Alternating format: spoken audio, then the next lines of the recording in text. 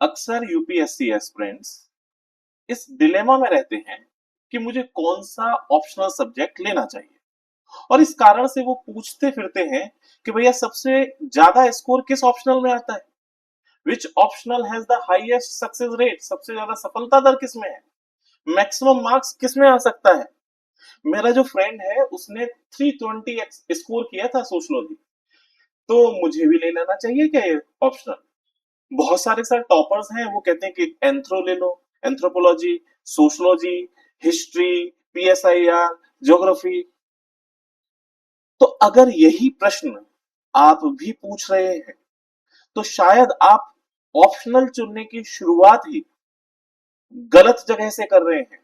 You are already making the biggest mistake in optional selection, क्योंकि UPSC में optional का चुनाव हाई स्कोर से नहीं आता है, हाई स्कोरिंग सब्जेक्ट से नहीं आता है, बल्कि उस सब्जेक्ट को देखकर होता है जिसमें आप अगले 2 साल तक बिना थके हुए मास्टरी हासिल कर सकते हैं। याद रखिए, गलत ऑप्शनल आपको एक बार नहीं हराता है, यह आपको हर दिन हराता है। ऑप्शनल कोई एक लॉटरी नहीं है कि आपने लॉटरी खरीद ली और वो लॉटरी लग सकती है कि आपका तुक्का लग गया, आपका सिलेक्शन हो जाए। ये कोई लॉटरी नहीं है। It is not about choosing the highest scoring subject, ये भी नहीं है ऑप्शनल का मतलब। It is about choosing the subject जिसमें आप अगले 2 साल आप देने वाले हैं। आपका हर दिन, अगर आपने गलत ऑप्शनल ले लिया तो ये आपको हर दिन हराएगा। जब भी आपका पढ़ने का मन करेगा आप पढ़ नहीं पाएंगे, नतीजा थकावट होगी, रिवीजन नहीं कर पाएंगे, आंसर राइटिंग बहुत बोझिल लगने लगेगी। धीरे धीरे आपका यूपीएससी का जो जर्नी है वो कमजोर होने लगेगी। तो आज मैं इस वीडियो में आपको एक ऐसा डिसीजन फ्रेमवर्क के बारे में बताने वाला हूं जिसका इस्तेमाल करके आप अपने लिए सही ऑप्शनल का चुनाव कर सकते हैं। इसमें मैं कोई भी कोचिंग के मार्केटिंग ट्रिक्स यूज नहीं कर रहा हूं, ना ही कोई व्हाट्सएप यूनिवर्सिटी का ज्ञान आपको दे रहा हूं, ना ही किसी टॉपर के द्वारा बताया गया कोई अंधानुकरण करवाने वाला हूं। आपको प्रैक्टिकल प्रैग्मेटिक बेसिक्स पे आपको डिसीजन मेकिंग सिखाने वाला हूं, कैसे आप निर्णय निर्माण कर सकते हैं। और यहां पर जो अप्रोच मेरी रहने वाली है ये साइंटिफिक है, प्रैक्टिकल चेकलिस्ट है, और एक्सपर्ट्स इसको सही मानते हैं, और इसीलिए मैं आपको ये आज ज्ञान बताने वाला हूं। तो चलिए स्टार्ट करते हैं। सबसे पहले सबसे बड़ी गलतफहमी से, द बिगेस्ट मिथ। और द बिगेस्ट मिथ क्या है? Which optional is scoring. UPSC aspirants की सबसे बड़ी गलती होती है कि वो यही पूछते रहते हैं कि इस साल कौन सा ऑप्शनल सब्जेक्ट ने सबसे ज्यादा स्कोर किया है। हिस्ट्री में किसी को 330 प्लस मार्क मिले हैं, किसी को एंथ्रो में 320 प्लस मिले हैं, पब्लिक एडमिनिस्ट्रेशन में किसी को 300 प्लस मिले हैं, किसी को मैथमेटिक्स में ज्यादा मिले, किसी को ज्योग्राफी में, किसी को लिटरेचर में। ये चीज तो आप देखते हैं, लेकिन आप जरा सोचिए कितने सारे लोग, अब मान लीजिए अगर मैं हिस्ट्री सब्जेक्ट को ही लेता हूं, तो इस हिस्ट्री से तैयारी करने वाले यूपीएससी एस्पिरेंट्स की संख्या मान लीजिए 10,000 है। ठीक है, तो 10,000 में से कितने लोग सेलेक्ट हो रहे हैं जो हिस्ट्री ऑप्शनल लेके चल रहे हैं? मान लीजिए इसमें से 40 लोग सेलेक्ट हुए या 20 लोग सेलेक्ट हुए, तो आप देखिए कितने लोग सेलेक्ट हुए हैं, सिर्फ 40। और कितने सारे लोग फेल हो गए हैं? 9,060 लोग फेल हो चुके हैं। ठीक है, 9960 इतना हुआ ना, माइनस कर दोगे तो इतने सारे लोग फेल हो रहे हैं। यानी कि इसका मतलब ये है हर एक सब्जेक्ट में हजारों लोग फेल भी होते हैं और हर सब्जेक्ट से लोग सेलेक्ट भी होते हैं। तो अब प्रश्न बनता है, क्या सब्जेक्ट सिलेक्शन करा रहा है या आपकी मेहनत सिलेक्शन करा रही है? ये जो मार्क्स किसी को मिले हैं ये किस आधार पर तय किए गए? ये इस आधार पर तय किए गए ना कि आपकी अंडरस्टैंडिंग उस सब्जेक्ट में कितनी बेहतर है, आप उस सब्जेक्ट के आंसर्स कितने अच्छे से लिख पाते हैं, आपका जो ज्ञान है आप कितने बेहतरीन तरीके से लिख सकते हैं, इसी बात पे तो डिपेंड करता है। देखिए मेंस मार्कशीट को अगर आप देखेंगे तो मेंस मार्कशीट किस पे डिपेंड करती है? आंसर राइटिंग पर। आंसर राइटिंग आपकी कितनी बेहतरीन है, आंसर राइटिंग मतलब आपने जो दिमाग में ज्ञान भरा है उसको कितनी बेहतरीन तरीके से आप पेश कर सकते हैं, जिससे कि जो एग्जामिनर है वो मंत्रमुग्ध हो जाए, आपको बहुत अच्छे मार्क्स मिले और उससे आप मेरिट लिस्ट में आ जाए, और मेरिट लिस्ट के बाद आपकी ऑल इंडिया रैंक भी इसी से डिसाइड हो रही है। यानी कि मायने रखने वाली चीज है वो है आंसर राइटिंग। तो किस सब्जेक्ट में आप आंसर राइटिंग बहुत अच्छे से कर पाते हैं, ये प्रमुख बात है। और ये आंसर राइटिंग कब कर पाएंगे? जब आपकी अंडरस्टैंडिंग उस सब्जेक्ट में बहुत बेहतर होगी, जब आपने रिवीजन बहुत अच्छे से किया होगा उस सब्जेक्ट का, आपकी कंसिस्टेंसी उसमें बहुत बेहतरीन रही होगी, और सबसे मेन बात ये तभी हो सकता है जब आपका उस सब्जेक्ट में इंटरेस्ट रहा हो। तो सब्जेक्ट स्कोर नहीं करता है, स्टूडेंट स्कोर करता है। आप देखिए मार्क्स कहां से आ रहे हैं? स्टूडेंट की अपनी मेहनत कितनी है ये मार्क्स दिलाती है। सब्जेक्ट ये उसको कितना समझ में आ रहा है, उसकी अपनी अंडरस्टैंडिंग कितनी अच्छी है, फिर उसकी प्रिपरेशन क्वालिटी कितनी बेहतरीन है, कितनी क्वालिटेटिव है उसकी, आंसर राइटिंग उसने कैसे करी हुई है, सिर्फ किसी ने उसको मोटिवेट किया तब लिखा है, या खुद उसने हर दिन खूब सारा प्रैक्टिस किया है, कितना रिवाइज किया है, कितना इंटरेस्ट है, कितनी कंसिस्टेंसी है। The same optional can be a weapon for one student and a burden for another. एक optional subject, same optional subject किसी स्टूडेंट को सेलेक्ट करा के टॉपर बना सकता है, उसका हथियार बन सकता है टॉप बनने के लिए, वहीं दूसरे के लिए वो बोझा बन सकता है। तो अब ये पूछना छोड़ दीजिए कि विच ऑप्शनल स्कोर्स, कौन सा सब्जेक्ट ज्यादा स्कोर कराता है, उसकी बजाय क्या पूछना चाहिए कि which optional allow me to score, कौन से ऑप्शनल सब्जेक्ट में मैं ज्यादा स्कोर करूंगा। दोनों प्रश्न में अंतर है, इसको समझिएगा। पहला प्रश्न कह रहा है कि कौन सा सब्जेक्ट में ज्यादा स्कोर किया जा सकता है, तो भाई सब में समान ही स्कोर किया जा सकता है। सब में 250 250 500 है तो सबका वेटेज 500 का ही है, चाहे वो सब्जेक्ट कोई भी हो। वहीं दूसरी तरफ आप दूसरे क्वेश्चन में आइए, ये कह रहा है कि किसी ऑप्शनल में ये ऐसा कौन सा ऑप्शनल है जिसमें मैं ज्यादा स्कोर कर सकता हूं, आपके लिए कौन सा प्रश्न सूटेबल है, तो सोचिए। Definitely second one. और यहीं से आपकी राह निर्धारित होती है, यही सब कुछ निर्धारित करता है।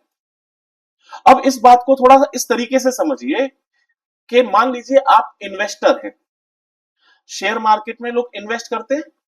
मान लीजिए आपके पास 10 लाख रुपए हैं, ठीक है। अब किसी व्यक्ति ने, कोई ए व्यक्ति है, उस ए व्यक्ति ने एक्स कंपनी है, उस कंपनी में इन्वेस्ट किया, और वो यूट्यूब पे ज्ञान दे रहा है कि मैंने इसमें 100 रुपए लगाए, मुझे 1 लाख रुपए मिले, देखिए मैंने कितना ज्यादा प्रॉफिट कमाया है। आपको भी इस कंपनी के शेयर खरीदने चाहिए, तो क्या आपको 10 लाख रुपए सीधे इसमें लगा के इसके सारे शेयर खरीद लेने चाहिए? यस और नो, कमेंट में बताइए। तो you are investing not gambling, आप जुआ नहीं खेल रहे। अच्छा, जो शेयर मार्केट है, कई सारे लोगों को लगता है शेयर मार्केट जुआ है, नहीं, वहां रिस्क कैलकुलेटिव होती है, आपको समझ होना चाहिए, जुआ नहीं है। लॉटरी, आपने कोई टिकट ली, उसका नंबर आ गया, तो वो जुआ है, वो अलग है। इन्वेस्टमेंट ये सोचा समझा होता है, गैम्बलिंग जुआ खेलना ये कोई सोच समझ नहीं होती इसमें, तो ये गलत है। इन्वेस्ट करना बहुत अच्छी बात है। तो 10 लाख रुपए आप किस आधार पर इन्वेस्ट करेंगे? आप किसी की बातों में आ जाएंगे कि मैंने इसमें इतने कमाए तो आप भी इसमें लगाओ, तो आप क्या देखेंगे, डज इट सूट माई गोल, क्या ये मेरे गोल के हिसाब से इस कंपनी में इन्वेस्ट करना ठीक है? क्या मेरी रिस्क एपेटाइट, हर एक की रिस्क सहने की क्षमता अलग होती है। मुकेश अंबानी की अलग होगी, आदित्य बिरला की अलग होगी, मेरी अलग है, आपकी अलग है, सबकी अलग होती है। तो रिस्क एपेटाइट आपकी क्या है? Does it suit my timeline? क्या ये मेरे समय के हिसाब से मुझे पैसा बना के दे देगा, ये 10 लाख रुपए इन्वेस्टमेंट जहां कहीं मैं कर रहा हूं? ऐसे ही जैसे आप यहां इन्वेस्टमेंट के आधार पर समझे, ठीक ऐसे ही आप ऑप्शनल सब्जेक्ट को ले लीजिए। यहां पर भी आप इन्वेस्ट करते हैं। क्या इन्वेस्ट करते हैं? आप एक ऑप्शनल सब्जेक्ट को 500 से 700 घंटे का समय देते हैं। 2 साल पूरे अच्छे से तैयारी का समय देते हैं।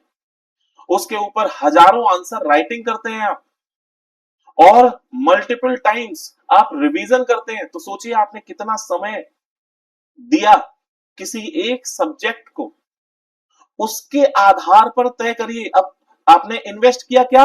टाइम, मेहनत। आपकी अपेक्षा यहां क्या थी इन्वेस्टमेंट से ज्यादा प्रॉफिट कमाना, प्रॉफिट मैक्सिमम करना, यही था ना?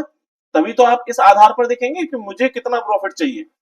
अब टाइम और मेहनत लगा के आप क्या देख रहे हो कि भाई मुझे मार्क्स मैक्सिमम कहां से मिलेंगे। ये आपकी यहां से आप अपेक्षा है इस इन्वेस्टमेंट से। So you would never invest just because someone on YouTube made profits. Never make a decision this big based on trends. भेड़ चाल में कभी मत फंसिए कि लोग इसमें इन्वेस्ट कर रहे हैं, उसी में मैं जाके इन्वेस्ट करने लगूं। आप एक फ्रेमवर्क यूज करिए। अब बात आती है कि ये फ्रेमवर्क क्या है। तो 7 फैक्टर्स हैं, देयर आर 7 फैक्टर्स जिनके आधार पर आप ऑप्शनल का चुनाव कर सकते हैं। पहला है दैट इज जेन्युइन इंटरेस्ट। आपका किसी सब्जेक्ट में इंटरेस्ट कितना आता है। आप ये देखिए कि would you voluntarily watch a lecture on particular subject even with no one motivating you. आपको कोई मोटिवेट ना करे तब भी आप YouTube पर उस सब्जेक्ट से रिलेटेड वीडियोस देखना आपको अच्छा लगता है। तो आपको कौन से सब्जेक्ट को पढ़ना अच्छा लगता है, किसके वीडियोस देखना अच्छा लगता है, किसके बारे में जानना अच्छा लगता है, ये इंटरेस्ट तय करिए। और उस आधार पर अपने आप को 10 में से कितने मार्क्स आप दे रहे हो वो निर्धारित कर लीजिए। दूसरा आता है learning curve. Some subject need memorisation. कुछ होते हैं सब्जेक्ट जिनमें रट्टाफिकेशन चलेगा, जैसे लिटरेचर है तो उसमें रट्टाफिकेशन चलेगा। जितने भी ऑप्शनल है उसमें कुछ थिंकर्स होते हैं, थिंकर्स की पर्टिकुलर कुछ डेफिनेशन, कुछ कहे हुए कथन होते हैं। कई बार जब अच्छे से तैयारी नहीं होती है ना, तो क्या होता है कि किसी का कथन किसी का नाम, कहीं की ईंट कहीं का रोड़ा, भानुमति ने कुनवा जोड़ा।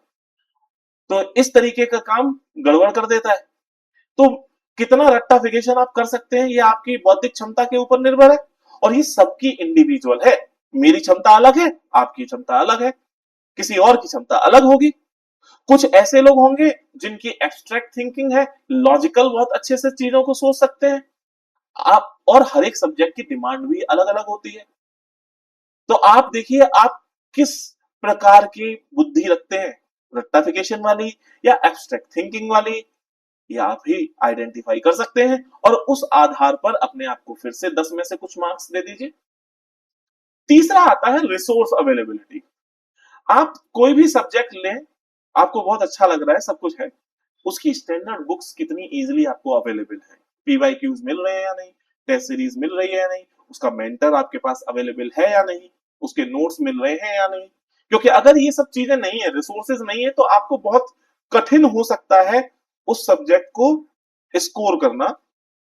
क्योंकि आपको सुधार कौन करेगा? कोई ना कोई मेंटर करेगा, टेस्ट सीरीज या आंसर राइटिंग के माध्यम से आप में इंप्रूवमेंट लाएगा। तो रिसोर्स अवेलेबिलिटी के आधार पर भी तय करिए कि आप 10 में से कितने मार्क्स देते हैं हर एक सब्जेक्ट के बेसिस पर। फिर आप देखिए प्रीवियस बैकग्राउंड। हालांकि ये जो चौथा फैक्टर है, ये इतना ज्यादा मायने नहीं रखता है, लेकिन थोड़ी बहुत हेल्प जरूर करता है। It helps but it is not compulsory, जरूरी नहीं है। जैसे इंजीनियर है, दे क्लियर विथ सोशियोलॉजी, उन्होंने सोशियोलॉजी लिया और वो इंजीनियर सिविल सर्विसेज एग्जाम में सोशियोलॉजी लेके सफल हो गए। वहीं डॉक्टर्स हैं वो एंथ्रोपोलॉजी ले लेते हैं, कई इंजीनियर हैं वो ज्योग्राफी ले लेते हैं क्योंकि वो साइंटिफिक है, तो साइंस का आधार हो जाता है। तो बैकग्राउंड थोड़ा बहुत हेल्प करता जरूर है, लेकिन जरूरी नहीं है कि वो आपके ऐसे हेल्प करे ही करे। बहुत सारे इंजीनियर हिस्ट्री से भी सिलेक्शन पाते हैं, बहुत सारे हिंदी लिटरेचर से भी लेते हैं सिलेक्शन। तो इस आधार पर भी अपने आप को 10 में से मार्क्स ऑनेस्टली अपने आप को देना है, जो भी सब्जेक्ट आप लेना चाह रहे हैं। फिर इसके बाद पांचवा फैक्टर आता है आंसर राइटिंग कंपेटेबिलिटी। मैंने आपको बताया कि आपका फाइनल सिलेक्शन इस बात पे मायने रखता है कि आपके मेंस में और आपके इंटरव्यू में कितने मार्क्स हैं। देखिए, इंटरव्यू के मार्क्स ये भी आपकी परफॉर्मेंस पे बेस्ड है, लेकिन कई बार कुछ भी घटित हो सकता है। लेकिन मेंस में तो जो आप करके आएंगे, जो रच के आएंगे, वही मार्क्स को लेके आएगा। तो ये आंसर राइटिंग बहुत महत्वपूर्ण हो जाती है। Some subject reward analytical writing. आप किसमें बहुत अच्छे हैं? एनालिटिकल राइटिंग में आपको डायग्राम मैप बनाना बहुत अच्छा लगता है। जैसे ज्योग्राफी का अगर आप सब्जेक्ट लेते हैं तो उसमें आपको मैप बनाना, डायग्राम बनाना, फ्लो चार्ट बनाना ये बहुत अच्छा लगता है। तो आप अगर उसमें हर एक क्वेश्चन में एक एक डायग्राम डाल रहे हैं तो आपको वो एडिशनल वेटेज दे देगा, आपको एडिशनल मार्क्स प्रोवाइड करेगा। तो इस आधार पर लोग ज्योग्राफी को सेलेक्ट कर सकते हैं। कोई केस स्टडी को आपने यूज कर लिया, तो ये आपको आइडेंटिफाई करना है कि मैं किस तरीके की राइटिंग मेरे द्वारा की जाती है, मुझे कौन से प्रकार की राइटिंग सबसे अच्छी लगती है, राइटिंग स्टाइल कौन सी आपके ऊपर सूटेबल है। उस आधार पर अपने आप को फिर से यहां पर 10 में से मार्क्स दे दीजिए। फिर आता है सिलेबस सस्टेनेबिलिटी। आप जब ऑप्शनल सब्जेक्ट अभी लेने की तरफ बढ़ रहे हैं तो आप सबसे पहले उस ऑप्शनल सब्जेक्ट का सिलेबस को 3 से 4 बार पढ़ लीजिए। अगर सिलेबस पढ़ते वक्त ही आपके दिमाग में एक ख्यालात आ गया कि ये भाई अनबियरेबल है, मैं इसको झेल नहीं पाऊंगा, तो लाख कोशिश कर लीजिए, कोई जादू नहीं हो सकता कि बाद में वो आपको अच्छा लगने लगे। तो सबसे पहले तो सिलेबस को पढ़ लीजिए 3 4 बार, वहीं से आपकी हिम्मत बनना स्टार्ट होगी। तो इस आधार पर भी उस ऑप्शनल सब्जेक्ट में 10 में से कुछ मार्क्स दे दीजिए। और फिर सातवां फैक्टर आता है long term motivation. No excitement, no shortcut, no quick dopamine. उस सब्जेक्ट को, जो सब्जेक्ट आप लेने जा रहे हैं उसको, चूंकि आपको 3 साल की तैयारी करनी है, 2 साल और उसको में पढ़ना है, क्या आप उसको लंबे समय तक आप उसमें एक्साइट रहकर पढ़ सकते हैं? उसका देखिए, सफलता का कोई शॉर्टकट नहीं होता है, और न ही कोई ऐसी घुट्टी है, न ही कोई ऐसा डोपामाइन इंजेक्शन है कि आपके लगा दिया, आपको घुट्टी पिला दी और आपको वो सब्जेक्ट रट गया। क्या आप 6 महीने की तैयारी, 6 महीने आपने दिए ऑप्शनल सब्जेक्ट को पढ़ने के लिए, उसके बाद भी लगातार उसको पढ़ सकते हैं? इस आधार पर आप कितने मार्क्स देते हैं? 10 में से इसको भी मार्क्स दे दीजिए। अब इस तरीके से एक आपके पास एक लिस्ट बन गई। ये 7 फैक्टर्स हैं। 7 फैक्टर्स। अब आपने क्या किया कि आपको हो सकता है किसी ने बोला हो कि सोशियोलॉजी ले लो, किसी ने कहा नहीं एंथ्रो ले लो बेटा, आपका कोई फ्रेंड है वो कहता है ज्योग्राफी पढ़ लेते हैं क्योंकि मैं ज्योग्राफी पढ़ रहा हूं या पढ़ रही हूं, तो तुम भी ले लो। तो आप भी इन तीनों से प्रेरित हो, प्रभावित हो। अब आपको समस्या है कि मैं इनमें से कौन सा लूं। तो अब मैंने आपको एक पूरा साइंटिफिक मेथड बता दिया। इस आधार पर जिसका भी टोटल मैक्सिमम हो रहा है, मैक्सिमम टोटल, वो ऑप्शनल आंख बंद करके सेलेक्ट कर लीजिए। And don't let one factor dominate everything. यहां हमने सभी सातों फैक्टर को एक समान वेटेज दी है। A balanced optional often beats a trendy optional. कोई चीज ट्रेंड में नहीं होती है, जो सफल हो जाता है वही ट्रेंड बन जाता है। ट्रेंड सफल जो हो रहा है वो निर्धारित करता है, ट्रेंड से सफलता नहीं मिलती है, ये याद रखिएगा। तो अब मेरी तरफ से आपको कुछ सलाह है, और वो सलाह 5 सलाह मैं आपके लिए 5 सत्य आपको बताने वाला हूं। Student do not quit difficult optional, they quit subjects they never liked. क्या हुआ इसका मतलब? जो स्टूडेंट्स हैं वो ऑप्शनल सब्जेक्ट को, मुश्किल सब्जेक्ट को नहीं छोड़ते हैं, बल्कि वे उस सब्जेक्ट को छोड़ते हैं जिससे उनका इमोशनल कनेक्शन कभी बना ही नहीं। पीछे मैंने आपको वो सिलेबस की कहानी बताई थी ना, कि सिलेबस सस्टेनेबिलिटी आपको कितना अच्छा लग रहा है कितना नहीं लग रहा है, सबसे पहले सिलेबस पढ़िए। आपको वो पहले ही अच्छा नहीं लगा, फिर आपने किसी से प्रभावित होकर प्रेरित होकर ले लिया, तो आपको बाद में छोड़ना ही पड़ेगा। दूसरी बात है, top rankers do not just choose optional, they commit to them. जैसे हमारे भारत में सनातन धर्म में शादी होती है, और हमारे इस में माना जाता है कि ये 7 जन्मों का बंधन है। एक बार जिससे शादी कर ली बस उससे कमिटमेंट हो गया। वो डायलॉग है ना सलमान खान का, कि एक बार जो कमिटमेंट कर लिया तो फिर मैं खुद की नहीं सुनता। तो वैसे ही आपने एक बार कमिटमेंट अगर किसी ऑप्शनल सब्जेक्ट से कर लिया है, और मान लीजिए आपका फर्स्ट अटेम्प्ट में आपने मेंस दिया, उस सब्जेक्ट में अच्छे मार्क्स नहीं आए, दूसरे में भी उसी से मेंस लिखा लेकिन अच्छे मार्क्स नहीं आए, तो आपके मन में कुछ लोग, कुछ मार्केट के लोग, कुछ टीचर्स आपके मन में डाल सकते हैं कि बेटा इसे चेंज कर लो, मेरा सब्जेक्ट ले लो। मैं आपको जो यहाँ कुछ बता रहा हूं, इसका मैं कोई यहाँ पर देखो कोई पैसे तो लग नहीं रहे आपके, आपको मैं सलाह फ्री में दे रहा हूं। और हालांकि भारत में फ्री की सलाह की कोई मायने नहीं होता, मुझे ये भी पता है, लेकिन फिर भी मैं आपको ये बता रहा हूं कि मार्केट में, मार्केट की जितनी भी चीजें हैं वो सब कुछ, आप इकोनॉमी पढ़े हुए हैं, और ये मार्केट ओरिएंटेड इकोनॉमी है। मार्केट ओरिएंटेड इकोनॉमी में सब कुछ कंज्यूमर बेस्ड होता है।